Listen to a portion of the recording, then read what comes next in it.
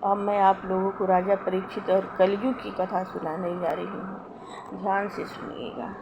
सूत जी कहने लगे, राजा परीक्षित एक दिन सरस्वती जी के तट पर गए तो उन्होंने एक शूद्र को राक्षस का भेष धारण किए एक बैल को मारने का प्रयास करते देखा। उसे देखते ही राजा को क्रोध आ गया। जैसे ही राजा ने उसे मारना चाहा तो उसने देखा कि उस बैल की 3 टांग टूटी हुई हैं। तभी राजा परीक्षित उस बैल से पूछने लगे, हे पशु श्रेष्ठ, तुम्हारी इन टांगों को क्या हुआ?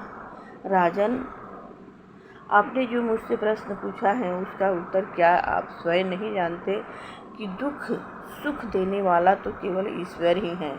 आप ही यह निर्णय करें कि मेरे दुखों का कारण क्या है।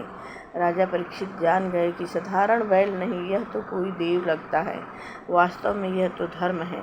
शायद आपने कलयुग का नाम इसलिए नहीं लिया कि इसका नाम लेने से आपको पाप लगेगा। धर्म के तप, सोच, दया और सत्य 4 रूप हैं। 4 5 इतने से तप, सोच और दया ने अधर्म को तोड़ डाला है। केवल सत्य वाला पांव बाकी रह गया है।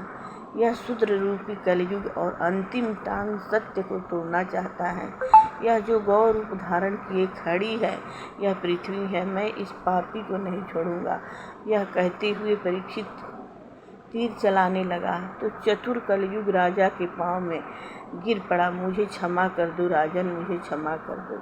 क्षमा की बात सुन राजा परीक्षित के मन में दया आ गई।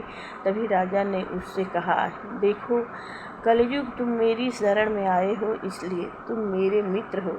अब मैं तुम्हें यही सलाह दूंगा कि अभी और इसी समय मेरे राज्य से बाहर चले जाओ। महाराज परीक्षित, सारी सृष्टि के तो आप राजा हैं। अब मैं कहाँ जाऊँ? तुम शराब खानों, वेश्याओं, कसाईयों, चोरों, डाकुओं के पास रह सकते हो और जाने से पहले धर्म, सत्य और पृथ्वी को मुक्त कर जाओ। ऐसे ही कलयुग का प्रवेश हो गया। थोड़े दिन के पश्चात राजा जंगल में शिकार खेलने गए।